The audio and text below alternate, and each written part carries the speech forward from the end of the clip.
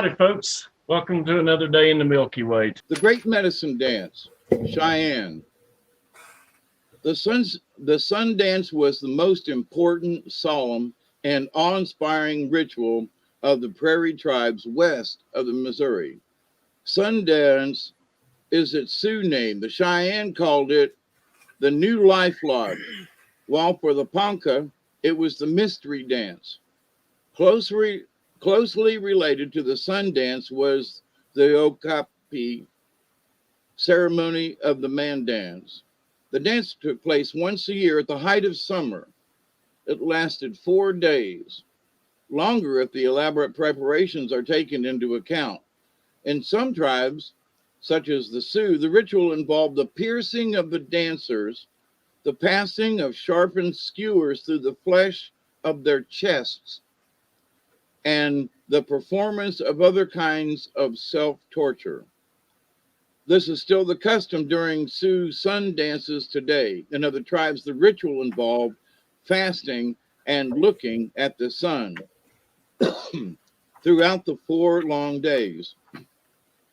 The most extreme form of self-torture occurred during the Okapi ceremony of the man dance, painted in great detail by Caitlin in the 1830s.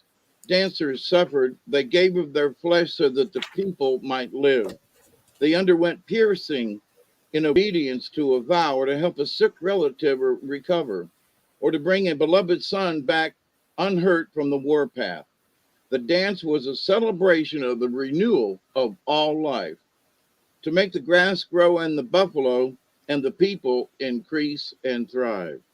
It was the one occasion when all the small hunting bands of a tribe came together, a time for old friends to talk and for young men to find wives. The Tistas people have danced the Great Medicine Dance for a long, long time, longer than anyone can remember or even imagine. The dance represents the making of this universe and was conceived and taught to the people by the Creator, Maheo, and his helper, Great Roaring Thunder. It portrays the making of the sun, the moon, and the stars, of rain, wind, and snow, of Grandmother Earth and the blue sky above her, of the mountains and rivers, of all living things, big and small. And the dance is performed especially in times of starvation, distress, and widespread death. This, our most sacred ceremony, was brought to us by the Sioux, i.e. medicine man, horns standing up, under the guidance of the Creator himself.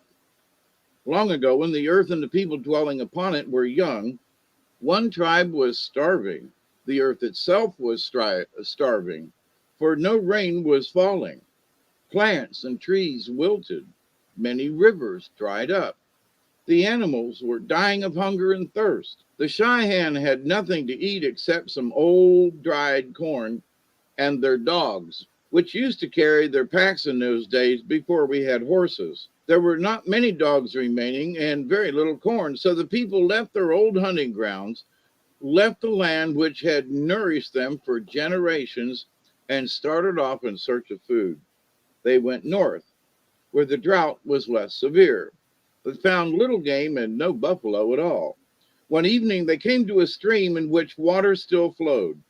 The leaders and the old chiefs sat down beside this stream and sadly watched the thin, weary people pitching their teepees. Then it came to the chiefs, as in a vision, what ought to be done. They ordered all the men to go to the women, each man to a woman he felt most attracted to, and beg her to give him something to eat. The men did this as they were directed, and each chose the woman who was to feed him. Among the warriors was a young medicine man. He went up to a beautiful woman who happened to be the wife of the head chief. She set a bowl of dog soup before him and waited for him to finish eating. Then he said, I have chosen you from among all women to help me save our people. I want you to go north with me as the medicine spirits have commanded. Take your dog teams and bring supplies for a long journey. Now, right away. Though she was the chief's wife, the woman did what the medicine man had asked. She was ready to travel in no time, and the two left unobserved in the dark of night. 2 days and one night they traveled without stopping, urging on the dogs who carried the travois with the teepee poles and hides and other things needed for survival. At last they rested. The man told the woman to put up the lodge and to prepare 2 beds of soft, fragrant sage for them to sleep on. He said, make the teepee face the rising sun. He also told her that Maheo, the creator, had sent him a vision revealing that the two of them must go north and bring back the great medicine lodge, Meho's symbol of the universe, and with it a sacred ceremony which they would teach to the Cheyenne people. In my vision, he said, Maheo promised that if the people accept and perform this holy ritual, the rains will fall again and the earth rejoice. The plants will bring forth green leaves and fruit, and the buffalo will return. And so they traveled, the woman carrying every evening, pitching the teepee facing east and preparing the beds of sage on opposite sides of the teepee, the man sleeping on his bed, the woman on hers. One night she said, how is this? You made me run away with you, but you never approach me as a man approaches a woman. Why did you make me go with you then? He answered, we must abstain from embracing until we enter the great mountain of the north and receive the sacred medicine dance. After we emerge from the mountains, I shall embrace you in a renewal of all life ceremony by which people will continue to be born generation after generation through the woman power of perpetuation. At last, they came to a vast, dark forest from whose center rose a cloud-wreathed mountain reaching far into the sky. Beyond the mountain, they saw a lake of unending waters. They came to a large rock at the foot of the mountain, rolled the rock aside, and discovered an entrance. They went inside the mountain and, closing the opening behind them, found themselves in the mountain's great medicine lodge, which was wonderful to behold. Today, the medicine teepee, which the Cheyenne put up for their sun dances at Bear Butte, is an imitation of that sacred mountain lodge. The young men and women, the young man and the woman heard voices coming out of the mountaintop.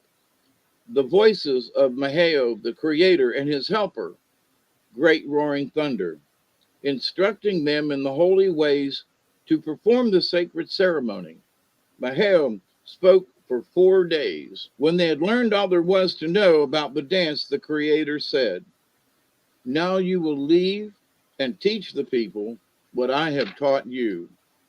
And if they perform the ceremonies in the right way, they will be favored for generations to come. The sun, the moon, the stars will move again in harmony. Roaring thunder will bring soothing rain and winds. Corn and chokecherries will ripen again. Wild turnips and healing herbs will grow once more. All the animals will emerge from behind this mountain, herds of buffalo and antelope among them, and follow you back to your village and your people. Take this sacred hat, Isiswan, and wear it whenever you perform the sun dance. With Isiswan, you will control the animals, the buffalo, the antelope, the elk, the deer, who give themselves to people for food. The Tisistas shall never be hungry again, but live in plenty. Put on this sacred buffalo hat as you leave, and Grandmother Earth will smile upon you forever. And so the young man of the Sute and the good-looking woman left the mountain through the secret passage. As they rolled the rock aside and emerged, buffalo without numbers streamed out of the mountain behind them. and the earth brought forth green shoots. Herbs and plants sprouted under a gentle rain, and the earth was like new, glistening in freshness. Thus the man and the woman walked sacredly, clad in buffalo robes, painted red, and the medicine man wore his horned cap. Their dogs walked before them, dragging their travois poles, while behind them followed a thundering herd of buffalo. And after these came all manner of animals, male and female, big and small. At the day's end, the man and the woman put up their teepee and lay down on their beds of sage to rest. And all the animals settled down to rest also. And at some time during this journey back to the village, the man and the woman did lovingly what was necessary to ensure renewal and continuation of life through woman power. Each morning during their travels, the man sang the sacred songs which the voice of Maheo had taught him. At last one evening they arrived near the stream where the people were still camped, awaiting their return. The medicine man and the woman did not go into the village at once, but spent the night outside. In the morning, the medicine man put on Isiwan and entered the camp, accompanied by the woman. He told the people of all that had passed, told them that he had brought them the knowledge of the great medicine lodge and the great sacred dance, the songs and ceremonies that went with it, and above all, Isiwan, the sacred buffalo hat, which had the power to control the wandering of the animals.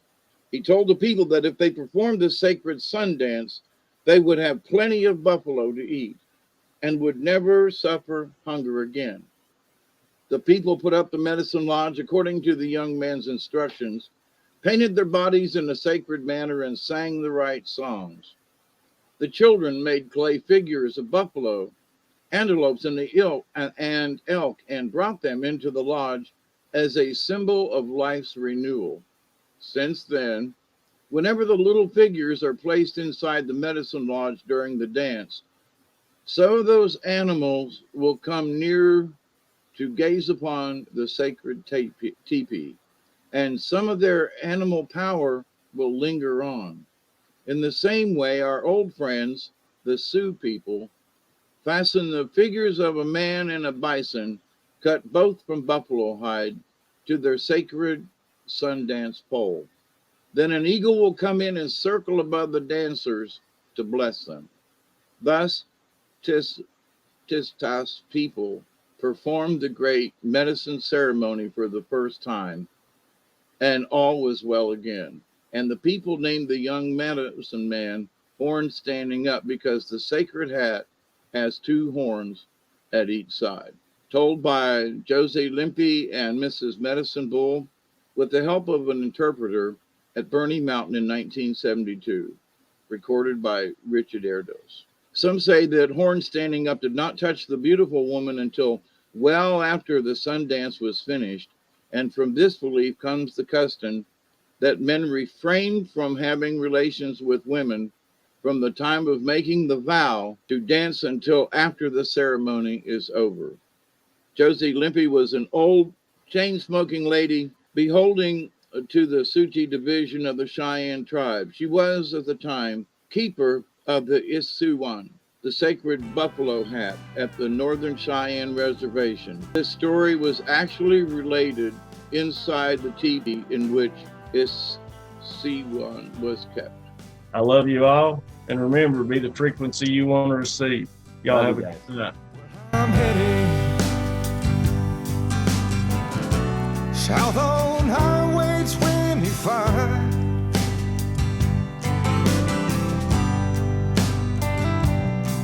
And I'm going just as fast as I can try.